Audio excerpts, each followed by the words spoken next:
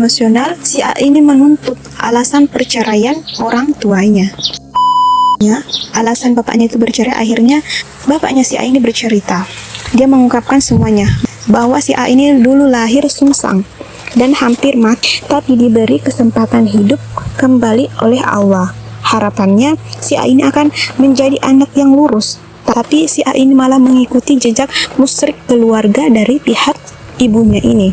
Nah, bapaknya si A ini bercerita bagaimana dia sering menjadi korban atau balasan dari perbuatan mereka, muntah darah, bahkan cacing. Bapaknya si A ini selalu menjadi korban atas perbuatan musyrik dari keluarga si pihak ibunya si A ini.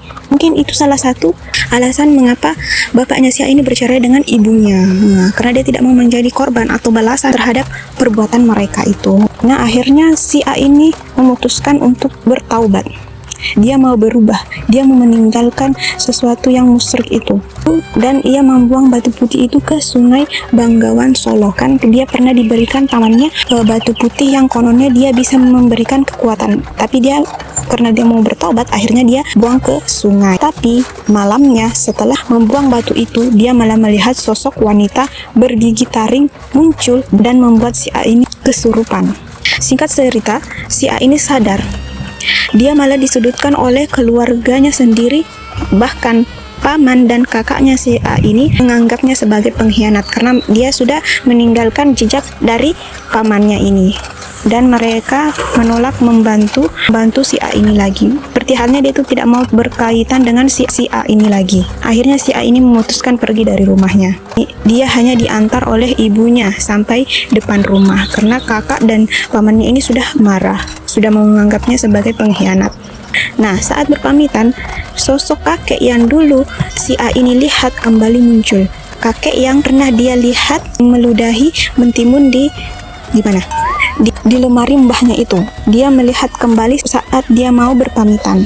Seolah kakek itu menandakan bahwa dia itu belum selesai dengan dunia lamanya. Tapi si A ini sudah mantap. Dia ingin hijrah. Dia ingin menyusul bapaknya ke Surabaya, memulai hidup baru. Dia meninggalkan semua hal-hal yang musyrik itu. Dia kembali ke jalan yang benar bersama bapaknya di Surabaya. Dan di sini si A ini juga berkata, cerita ini adalah kisah nyata, bukan dongeng atau film horor.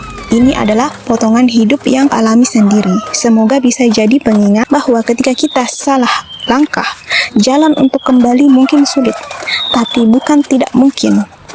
Jangan pernah remehkan kekuatan keimanan, karena itu satu-satunya pagar pelindung dari kesalahan fatal yang mungkin tak bisa diperbaiki lagi. Nah, itulah kata-kata yang dituliskan oleh si A ini.